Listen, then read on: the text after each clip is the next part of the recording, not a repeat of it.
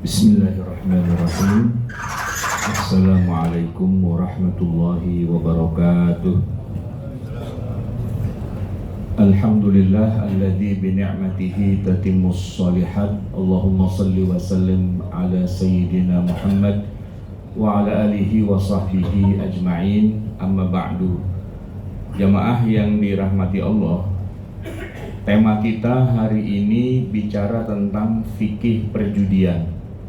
Bahwa judi itu haram kita sudah tahu, dan kita insya Allah tidak akan masuk dalam perjudian karena juga merupakan dosa besar. Maka pembahasan kita bukan tinggalkan judi, bukan itu, tapi bagaimana kita bisa membuat semacam rumusan. Apakah satu transaksi atau satu akad itu bisa masuk kategori judi atau bukan? Jadi mau yang kita bicarakan adalah rumusnya. Rumus judi itu apa? Nah jamaah sekalian, kenapa tema ini penting? Karena rumusnya itu tidak dibikinin sama Rasulullah. Tidak ada di Al-Quran. Batasan judi itu apa? Juga tidak ada di hadis. Bahkan kalaupun ada hadisnya yang melarang judi, ini yang jadi masalah, Pak. Karena Nabi tidak menyebut judinya, tapi malah menyebut alat permainannya. Alat permainan yang biasa digunakan orang-orang di zaman Nabi. Ya, ketika mereka berjudi alatnya itu, maka Nabi mengancam atau memperingatkan orang jangan main alat itu. Ya tentu kita paham bahwa yang dimaksud tentu bukan semata-mata alatnya, tapi berjudinya gitu sebenarnya. Nah cuman masalahnya karena alat itu sudah tidak lagi digunakan di zaman sekarang, bahkan sudah berubah fungsi, sudah lagi tidak lagi digunakan untuk judi, tapi sekedar buat ya alat permainan biasa. Yang jadi masalah adalah apakah larangan memainkan alat itu masih berlaku. Contohnya Pak, di dalam Al-Quran Allah melarang salah satu di antara ayatnya wa antastaqsimu bil azlam, untuk mengundi nasib dengan anak panah. Mengundi nasib dengan anak panah. Ya itu memang buat judi sih di masa itu. Anak panah dimasukkan ke dalam tempatnya, lalu dikocok-kocok, diputer-puter, lalu kemudian dicabut. Nah, kalau kena berarti dia menang, begitu ya. Nah, Al-Quran saja tidak menyebut kriteria judi, tapi hanya menyebut nggak boleh main anak panah. Masalahnya Pak, sekarang orang berjudi sudah tidak lagi pakai anak panah. Lalu bermain dengan anak panah kayak gitu untuk menentukan misalnya siapa yang menang arisan di antara kita, itu masih termasuk larangan atau tidak? Ini yang mau kita bahas. Atau misalnya Nabi pernah juga bersabda tentang haramnya bermain catur, syatranj. Ini memang bukan bahasa Arab, ini adalah bahasa Persia. Dan orang-orang di masa Nabi itu memang berjudinya salah satunya dengan main bidak-bidak catur gitu Pak. Itu memang alat perjudian di masa Nabi. Lalu kalau kita ketemu hadis yang melarang catur, kira-kira yang haram tuh main caturnya apa judinya? Ya tentu kan judinya kan. Nah main caturnya gimana? Ya main caturnya kalau nggak masuk unsur kriteria judi kan sebenarnya nggak jadi masalah. Memang kalau di masa Nabi itu identik dengan para penjudi.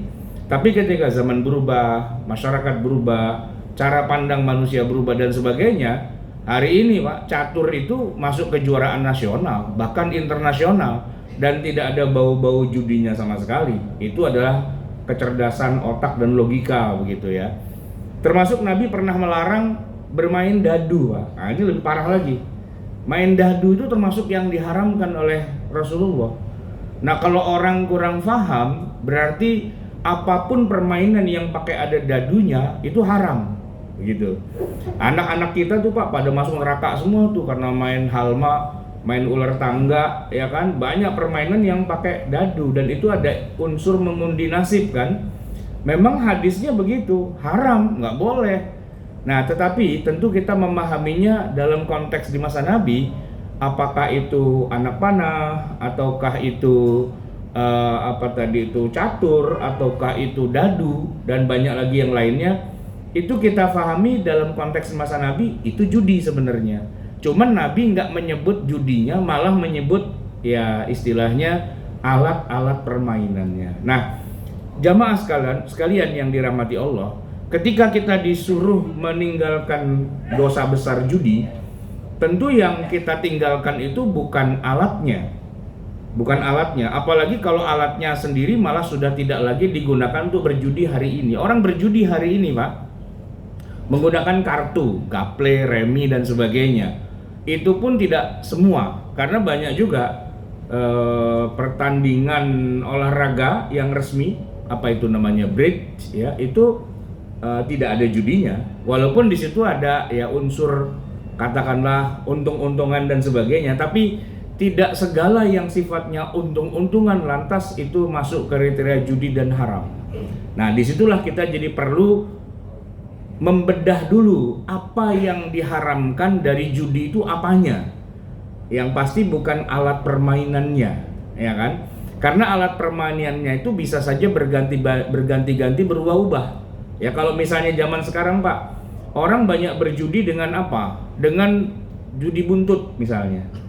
Ada yang tahu nggak, Pak? Judi buntut itu sebenarnya apanya sih yang dipermainkan? Apa buntutnya gitu?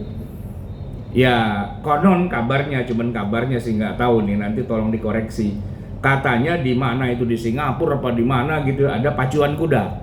Dan kuda itu ada nomornya. Lalu di sana sendiri memang banyak tuh orang bertaruh, ya kan? Bertaruh, ini kuda nomor sekian saya jagoin gitu. Lalu pasang lotre gitu istilahnya lah ya. Nah, lalu ada buntutnya di Indonesia. Nggak ada hubungannya dengan kudanya sih, tapi buntutnya aja berapa nomor, 3 nomor, 4 nomor gitu kan. Apakah kemudian olahraga berkuda, pacuan kuda jadi haram gara-gara ada sebagian orang menjadikannya sebagai alat perjudian? Ya tentu saja tidak. Berkuda, ya berkudanya saja sih nggak ada urusan, ya kan?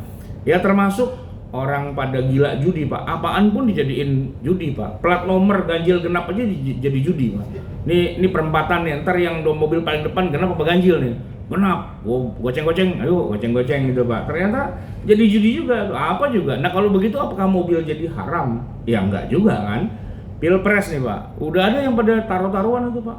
Ayo paslon 1 apa 2 apa 3 itu. Judinya lumayan tuh, Alphard lumayan. Pokoknya kalau pasangan calon yang saya dukung itu menang, Alphard tuh hilang. Tapi kalau saya kalah, ambil nih Alphard gitu. Judi juga ujung-ujungnya kan. Tapi masa kita bilang pemilu haram karena ada yang pada main judi? Ya enggak, yang main judi, yang pemilu ya pemilu, ya kan? Nah, jadi jamaah sekalian, kita harus memilah ilat keharamannya judi itu di mana sih batasnya, dan bukan pada alat permainannya, bahkan juga bukan pada sifatnya. Sifat orang judi itu kan untung-untungan gitu ya. Nah, apakah semua hal yang sifatnya untung-untungan lantas juga jadi kita bilang haram? Mengundi misalnya, itu kan untung-untungan kan? Apakah itu lantas jadi haram? Enggak juga. Mari kita lihat ya, misalnya waktu Nabi SAW itu tiba di Madinah, beliau hijrah nih dari Mekah ke Madinah. Itu kan rebutan jamaah Ansor, para sahabat yang di Madinah, ingin banget rumahnya itu yang ditempatin oleh Nabi gitu. Karena Nabi kan baru sampai, belum punya rumah, jadi ya bermalam lah di rumahnya gitu kan, sampai mereka bisa bangun rumah Nabi. Rebutan, Pak, orang-orang Ansor itu. Nah pada saat itu Nabi bilang, udah gini aja, diundi aja. Yang namanya keluar itu yang saya tempatin rumahnya. Cuman nggak pakai dadu, nggak pakai apa tadi permainan, ontak, Pak. Ya kalau mau dibilang judi ini namanya judi ontak nih sebenarnya. Jadi Nabi masih di atas ontaknya, beliau turun, ya.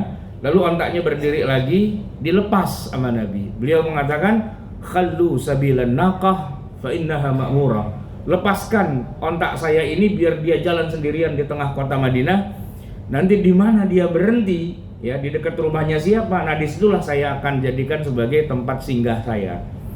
Nah itu, Pak, deg-degan tuh orang satu Madinah itu, karena begitu rumahnya dilewatin ontak, ayo berhenti. Ternyata ngeprank, Pak, ontaknya, jalan lagi gitu kan. Sempat juga tengok kanan, tengok kiri, jalan lagi. Atau ontaknya juga kayak yang model di kita, emak-emak metik ya, nengok kanan beloknya kiri, Pak. nengoknya kanan tapi dia belok kiri gitu kan, wah dikerjain sama onta nih kan. Nah itu Pak, ya apakah dikatakan judi? Ya enggak. Tapi kalau dibilang untung-untungan, ya untung-untungan sih. Jadi tidak semua yang namanya untung-untungan itu berarti judi kan. Nah nanti kita akan bahas kenapa untung-untungan itu tidak selalu jadi judi. Tapi yang jelas faktanya Nabi mengundi di antara para sahabat siapa yang rumahnya akan ditempati oleh Nabi gitu. Yang kedua, contohnya masih di zaman Nabi juga ya. Kalau berperang, Nabi itu kan perang keluar kota ya. Satu-satunya yang boleh bawa istri itu adalah Nabi ya. Didampingi minimal oleh satu istri lah. Tapi Nabi karena istrinya banyak, nggak cuma satu, ada 9 istri yang ada gitu ya. Kalau dihitung semua sih mungkin 11 atau lebih ya. Tapi yang ada saat itu tuh ada 9. Nah kalau sahabat nggak boleh bawa istri, kan perang Pak. Kalau para sahabat bawa istri juga, semua bawa istri, nggak jadi perang Pak. Itu namanya family gathering gitu ya. Nah untuk Nabi khusus didampingi oleh satu orang. Nah siapa di antara 9 itu? Dikocok Pak, diundi. Kalau namanya keluar boleh mendampingi Rasulullah gitu ya. Gantian aja tuh, kadang-kadang Aisyah, kadang-kadang Ummu Salamah, kadang-kadang siapa gitu kan. Itu diundi. Dan pengundian itu sah-sah saja. Walaupun di antara para istri Nabi kan untung-untungan tuh sifatnya. Kenapa nggak dilarang? Kenapa malah dikerjakan? Karena nggak masuk judi. Nah gitu ya. Yang terakhir jamaah sekalian, ini masih di zaman Nabi juga. Nabi pernah bersabda begini. Seandainya orang-orang pada tahu fadilah atau keutamaan atau pahala, gedenya pahala sholat di saf yang pertama, ya kan? Pastilah mereka pada rebutan. Dan kalau mereka rebutan nggak selesai dan terpaksa harus dikocok namanya diundi, pastilah mereka bilang ya udah diundi aja, gitu. Nah jadi sholat Pak itu kan menghadap Allah gitu ya. Masa pakai dikocok namanya dulu diundi berarti judi nih sholatnya gitu. Ya ternyata enggak. Tidak segala yang pakai untung-untungan ya itu lantas otomatis jadi judi. Baik, sekarang saya mau langsung pada poinnya. Kapan suatu transaksi itu bisa dikatakan judi? Itu minimal harus terpenuhi 4 poin. Kalau salah satu dari 4 itu tidak terpenuhi, maka gugurlah dia sebagai judi. Nah, dari 4 itu Pak, nomor satunya adalah adanya pertaruhan harta. Jadi yang dipertaruhkan itu harta, Pak. Ya. Kalau tadi misalnya jamaah Ansor ya, yang mereka pertaruhkan bukan harta, tapi kebanggaan aja gitu. Wih, rumah saya dipakai sama Nabi gitu kan. Kalau secara harta dia nggak rugi, nggak ada yang keluar kan, dia juga bukan hotel, bukan disewa-sewain kan. Tapi buat kebanggaan, buat wah rumah saya diterangi oleh Rasul gitu. Jadi bukan harta. Nah kalau judi itu yang dipertaruhkan adalah harta. Bisa uang, bisa emas, bisa perak, bisa tanah, bisa kendaraan dan sebagainya, harta. Nah kemudian yang kedua, pertaruhannya itu bersifat imbal balik. Dalam arti minimal ada 2 pihak yang saling bertaruh.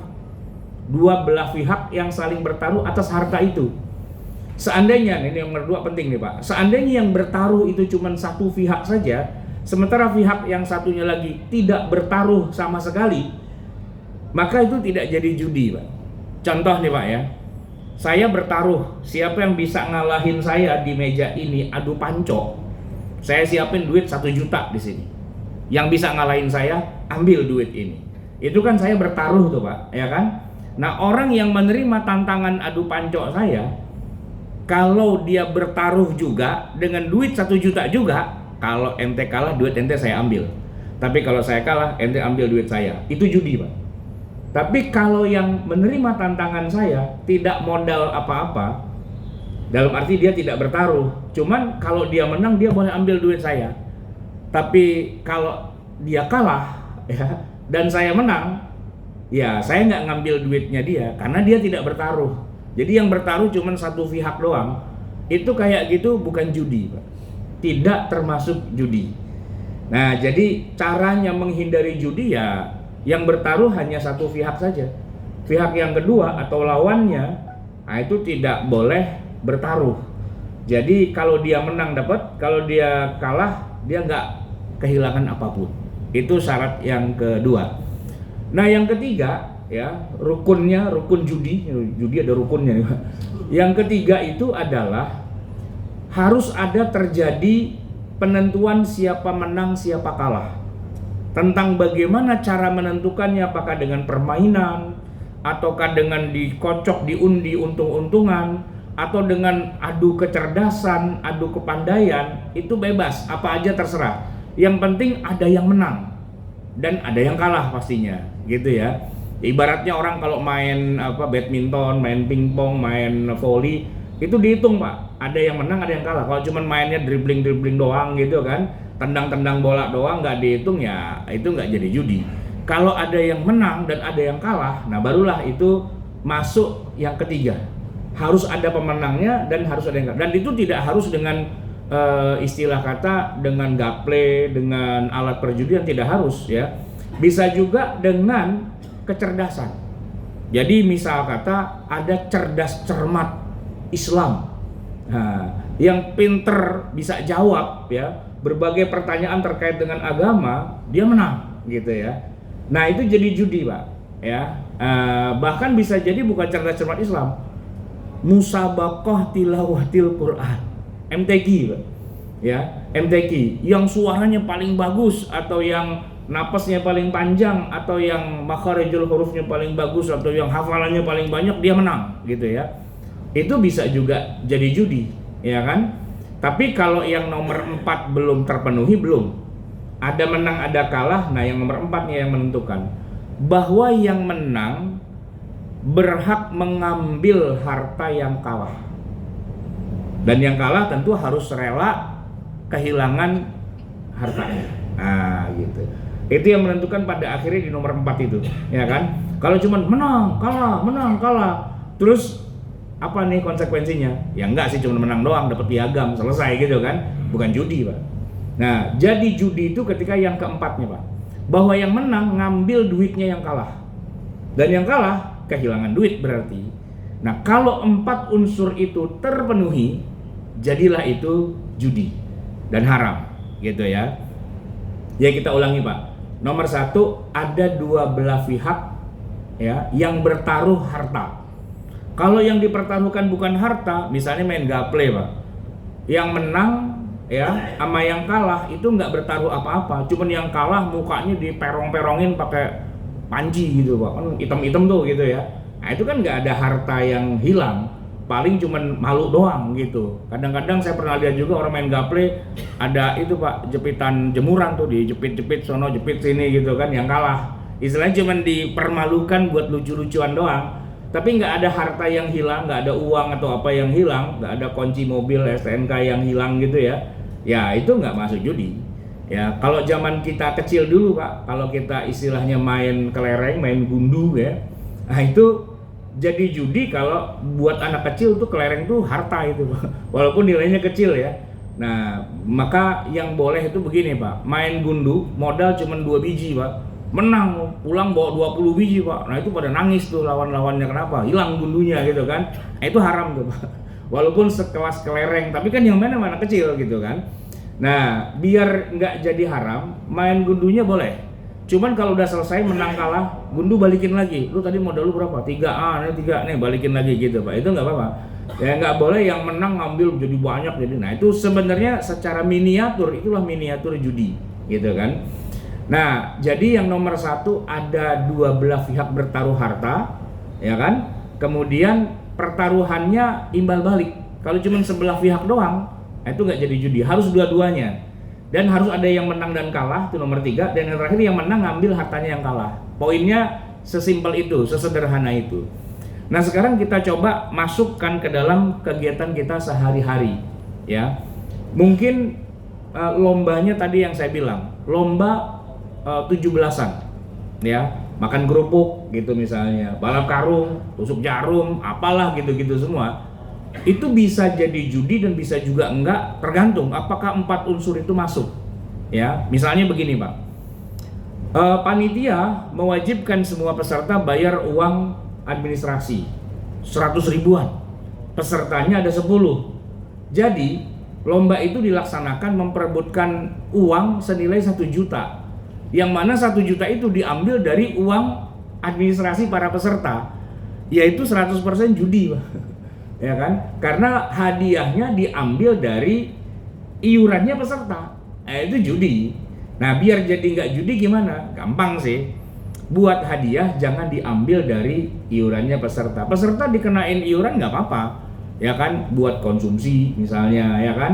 Buat apalagi sewa tenda atau sewa kursi dan sebagainya gitulah. Untuk segala macam kebutuhan acara silahkan, tapi nggak boleh jadi hadiah buat pemenang. Karena kalau buat hadiah pemenang berarti pemenang tuh ngambil duitnya yang kalah, begitu kan? Nah, oleh karena itu bendahara harus punya 2 pembukuan. Ya, sumber pendapatan atau pemasukan acara itu kalau yang dari peserta bisa diambil, ya kan? Tapi nggak boleh buat hadiah. Nah, lalu hadiah dari mana? Hadiah mah dari sponsorship aja, dari orang-orang yang endorse gitu ya, atau dari sumbangan sukarela tidak mengikat. Nah, gitu. Kan sekarang lagi zaman kampanye nih. Nah, silakan aja kalau mau ada membagikan uang bantuan, bansos dan sebagainya itu atur aja. Tapi jangan sampai si pemenang itu dapat hadiahnya dari uangnya pendaftaran si yang kalah-kalah itu. Itu caranya. Nah, jamaah sekalian, yang penting lagi adalah nggak mentang-mentang yang dilombakan itu sesuatu yang islami, lantas dia aman dari judi, belum tentu juga. Ya, saya kasih contoh tadi adalah musabaqah tilawatil Quran. Kalau peserta MTQ-nya 10 orang, masing-masing harus bayar uang pendaftaran 100.000 kali 10 1 juta. Nanti yang menang dapat duit 1 juta itu, ya itu judi juga. Namanya judi MTQ, Pak, gitu. Ya, MTQ-nya bener, tapi akad begitunya itu yang nggak boleh gitu. Terus caranya ya kayak tadi, yang juara ya jangan duitnya itu ya uang buat beli hadiahnya diambil dari uangnya peserta yang lain yang pada kalah itu. Baik, terakhir jamaah sekalian. Arisan emak-emak itu judi apa bukan, Pak? Arisan, ngocok arisan, ya. Jadi kan biasalah di tengah kita tuh kan pertemuan keluarga arisan, ya kan, emak-emak pada ngerumpi arisan gitu, banyak tuh kan orang pada arisan. Itu kalau kita lihat sekilas dari satu arah, ternyata 4-4-nya tuh terpenuhi, Pak. Ya, karena ada 2 belah pihak yang bertaruh harta. Ya kan orang arisan kan bayar arisan, duit juga. Ya anggaplah misalnya peserta arisan 10 orang, dikocok setiap hari Minggu. Ya kan? Dari uangnya peserta para yang bayar arisan tuh 100.000 kali 10 kan 1 juta. Dikocoklah namanya, keluar yang menang, dia ngambil kan duit itu.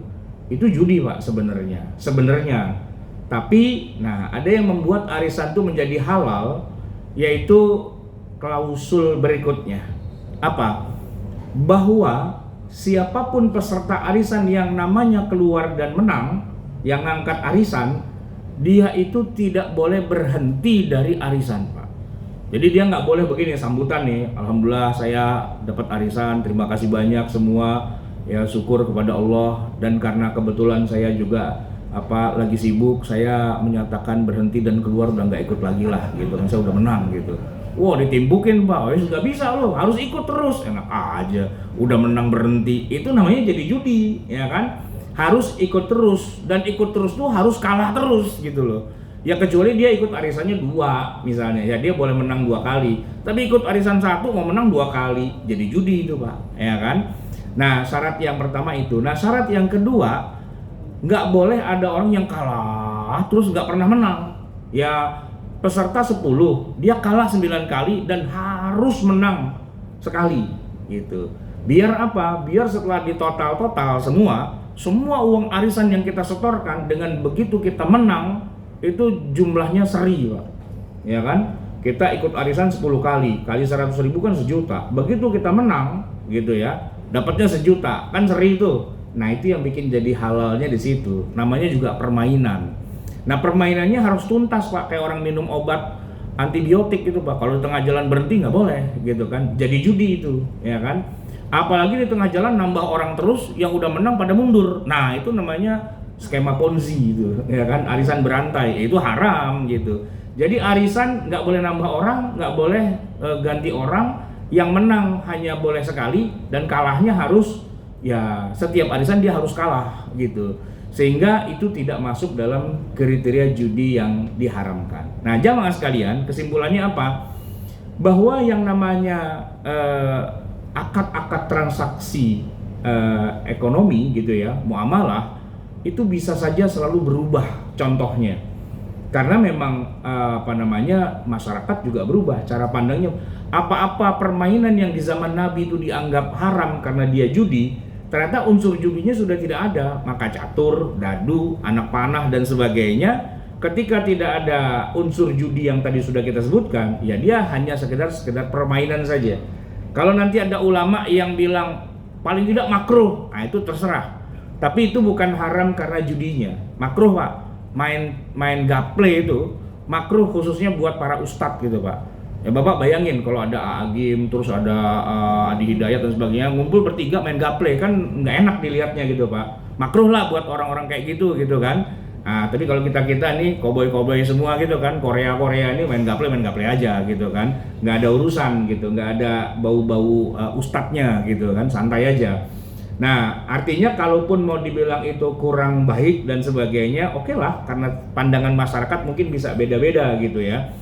Sama Pak, dulu yang namanya orang main games ya, wah itu kan dianggap istilahnya main komputer. Udah main komputer aja nih, punya anak kita beliin komputer, dia main aja tiap hari, Pak. Ya dilarang gitu, dianggap itu tidak cerdas. Tapi hari ini berubah, Pak. Ya anak jago komputer, jago programming, jago apa dan sebagainya, udah jadi sesuatu yang menghasilkan bahkan gitu ya. Nah, oleh karena itu cara pandang masyarakat atas satu kebiasaan di tengah masyarakat itu bisa saja berubah. Sesuatu yang kelihatannya dulu negatif kemudian bisa jadi positif atau sebaliknya gitu kan. Nah, oleh karena itulah maka kita harus punya standar yang mana yang masuk judi, mana yang tidak, dan bukan cuma sekedar lihat trendingnya saja begitu. Baik jamaah sekalian yang dirahmati Allah, itulah yang bisa saya sampaikan, semoga bermanfaat. Mari kita tutup dengan doa. Bismillahirrahmanirrahim. Alhamdulillahirabbil alamin, hamdan yuwafi ni'amahu wa yukafi'u mazidah. Ya Rabbana lakal hamdu wa lakas syukru kama yanbaghi li jalali wajhika wa li 'azimi sultanik.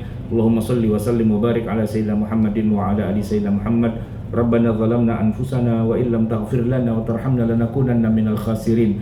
Rabbana amanna bima anzalta wa taba'na ar-rasula faktubna ma'asy syahidin. Rabbana la tuzigh qulubana ba'da idh hadaitana wa hab lana min ladunka rahmatan innaka antal wahhab.